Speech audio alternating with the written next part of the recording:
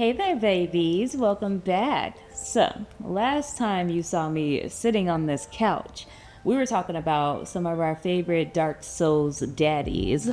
Now, today we're in for a similar experience, but we're gonna mix it up a little bit. Today, we're gonna talk to y'all about some Monster Hunter honeys. My disclaimer is you might be thinking when I say Monster Hunter honey, I'm talking about, excitable A-lister or something like that. No, we're not talking about the humans. We're talking specifically about the monsters that if we were monsters, right? We want to be wined and dined, or at least protected by some other monsters, link up or something with some other monsters. Right now, you're gonna hear what monsters I would choose in my top 5 Monster Hunter honeys. So, let's start with number 5, the lowest on our list, Namel. So Namel is a very cute elder dragon. It is like water and thunder. It's got like thunder glands, but mostly covers itself in like a watery mucus and just kind of floats around, hangs around coral areas, and just kind of minding its business.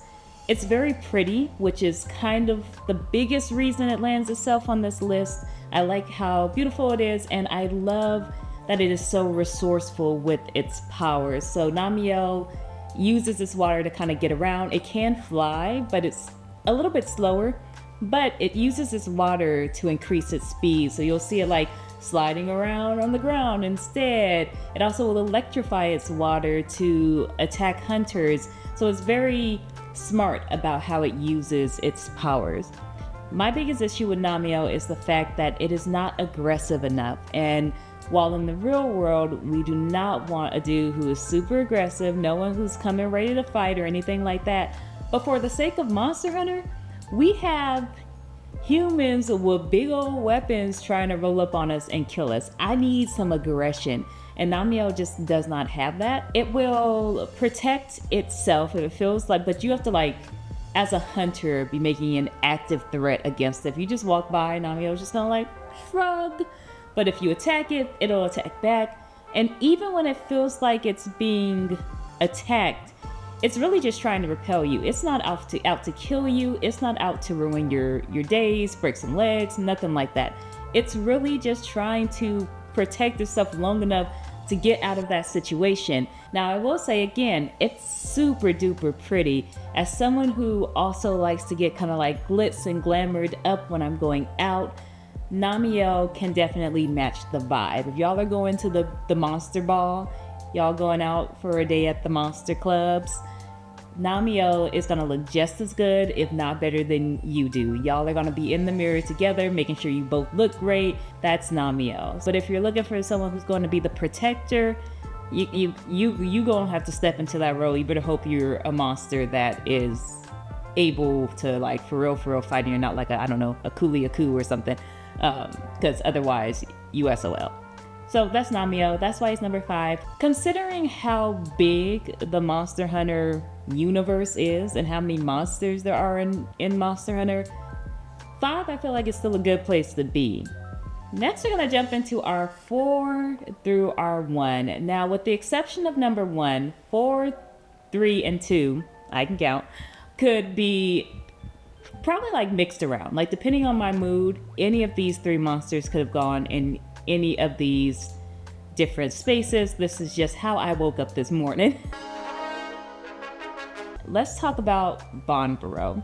I'd also like to point out, now that I'm thinking about it, the majority of the monsters, this is a tangent, the majority of the monsters that I've put on my list are from Monster Hunter World, even though it is not my favorite Monster Hunter. It's not my least favorite, but mechanic-wise, I feel like it was just kind of clunkier. I play Hunting Horn, and pretty exclusively. That is my weapon.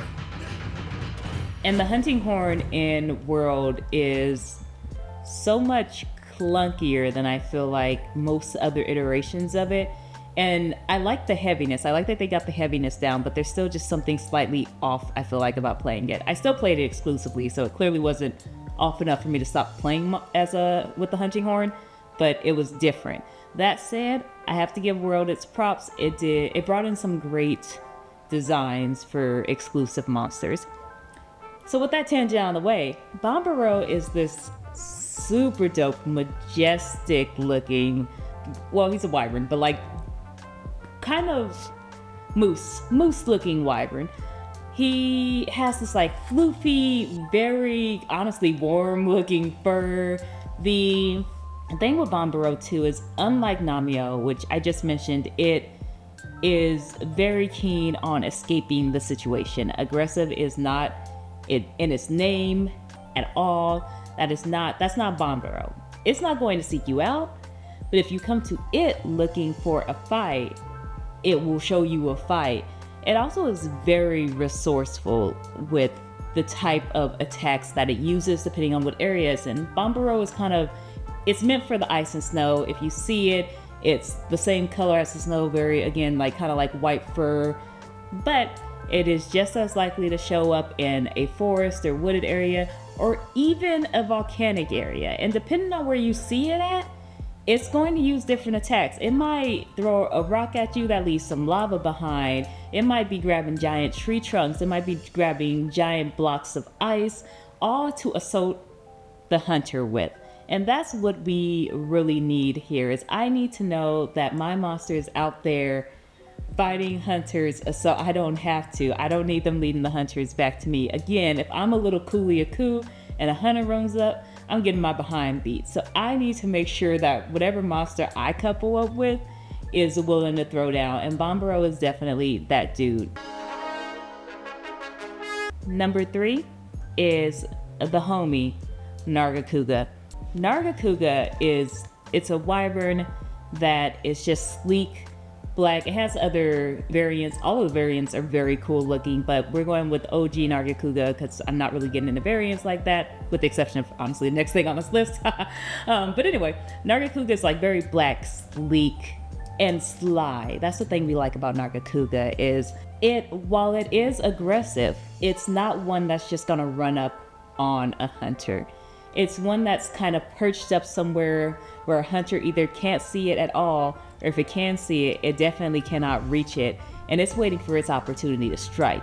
You as a hunter do not see it coming. Before you know it, you've gotten smacked and you're now bleeding. You've got bleed. That's what happened to you, and you're looking around and you're like, oh, it was a Naruga. Naruga loves the dark. It hangs out in a foresty area, so if you like the forest, if you like the woods, you're gonna love wherever Naruga and your home is, because you'll be around a lot of trees and a lot of nature. But it's also going to be kind of like those undershadow spots of the woods, where there's like lots of trees, lots of shadow, lots of places where it can kind of hide, and hunters are going to have a hard time seeing it. Again, this is great because as a monster, again, you're a Kulu-Ya-Ku, you don't really want to have to worry about hunters getting too close to your spot. And because Naruga is the type of monster who is always on watch, it's going to be out there surveying the area. It's usually doing circles around its territory, looking around its spot. The chance that a hunter is going to run up on you and catch you off guard with Naruga watching your back is very, very low. Number 2 on my list, Ruinorante. So Ruinorante is the only exception to my no variant rule, and there's a very specific reason to that. It's because Ruinorante and regular Nargigante, when it comes to intelligence, are very different. And Ruinorante has like metal spikes, which is very dope. They're not just bone spikes like regular Nargigante. He's got metal, y'all. That's dope. Aside from the aesthetic, which is like giant rocker jacket, it's different than the other monsters on this list, whereas the majority of pretty much every other monster, with the exception of Nargigante, are very territorial. So they really won't attack you until you come into their space, whereas Nargigante is on the prowl. Nargigante is looking for a prey, looking for a reason, looking for something to hurt. But Ruinorante is one that doesn't show all its cards. So whereas regular Nargigante is like, I see a prey, I'm just gonna launch myself at it, we're gonna attack it, we're gonna get real aggressive. Ruinorante is like, no, I'm going to attack this thing. We're gonna see how much effort I need to put in to kill it before I just like go full swing. We need something that intelligent protecting our little Kulu-Ya-Ku bodies, because we don't want it to run out of steam. We don't want it to get tired. We don't want it to run out of little spikes that it launches out of its back. We want it to get a good grasp on, okay, what is the prey? What are they doing? How tough are they? And how much effort do I need to put in to kill it? The other thing with Narugante is it is completely willing to let something else do the work, and then it swipes in for the final kill. This is a pro and a con, because again, on the other side, I am all about a monster that is sly, that is sneaky, and that is willing to get something done and out of the way without using too much of its own resources. That said, my suspicion is that Narugante would use me as bait. If I was his little Kulu-Ya-Ku boo, I am 90% sure that Narugante would let a hunter spot me, let it run me around until the hunter got tired, and then Narugante would roll out and be like, okay, now I'll go ahead and finish this hunter off now that you've exhausted it, or its health is down to 50%, or whatever it is. Like, Narugante would absolutely let you suffer for a little bit and then be like, I was gonna let him kill you. Like, come on, you know me, you my boo. I'm not gonna let him kill you, but you gotta do something. But despite all of that, we have to love Narugante's look. Not in real life. Again, I don't endorse this in real life, but I love a good toxic boo in an Otome game, and I think that does roll over into this ranking a little bit. Narugante's a toxic boo, so is my number one on the list, and that's okay. But with that said, let's go to my number one on the list, right? The other members of players and protagonists will not be surprised by who I am about to say, but my number one on the list is Diablos. Now, there are many different Diablos, and there are different variants that I could rank over the others and even over the original Diablos. But for the sake of this video and not going into my top 5 Diablos, we're just gonna stay with the standard Diablos. Diablos is your desert tyrant. How dope of a name is that? Desert tyrant? That's number one. Wrap it up, we're done. Nobody else has a name as thuggish as Diablos does. But we'll give you out a little bit more than that, just that. So aside from his really dope name, Diablos has these dope, devilish looking horns, which is probably where the name Diablos kind of comes from. He uses them to hit you, and he hits hard.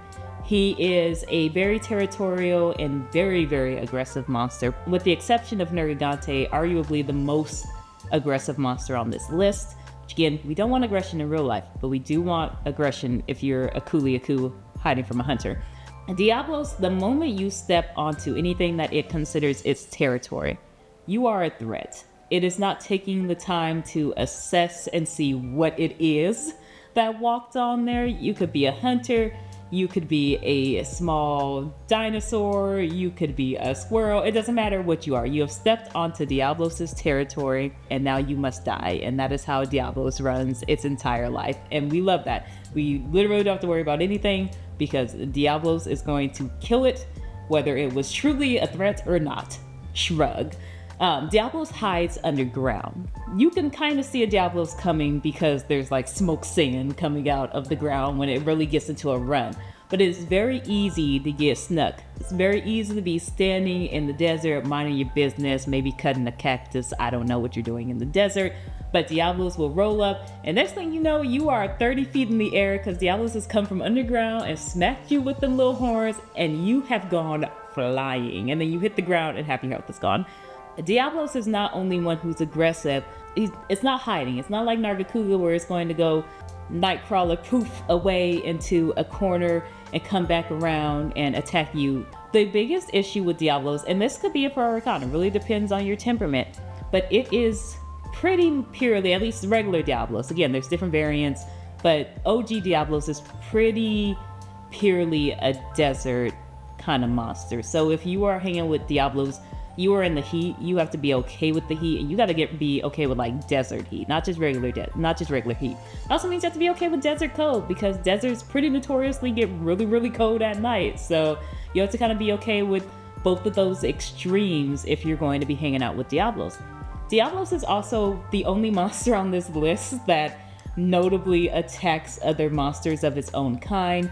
There's some monsters like Lunastra and Teostra, for example, who bond with one another if it's like the opposite sexes or something like that, or they kind of will like form packs and things like that. Diablos is not that dude. Diablos will fight other Diabloses if you are on its territory. It is not friendly to other Diablos. It's not like, oh, come on in, you're one of me. It also fights for the right to mate. So, if you really got something working for you as a young up-and-coming Kulu-Ya-Ku, Diablos will fight for you.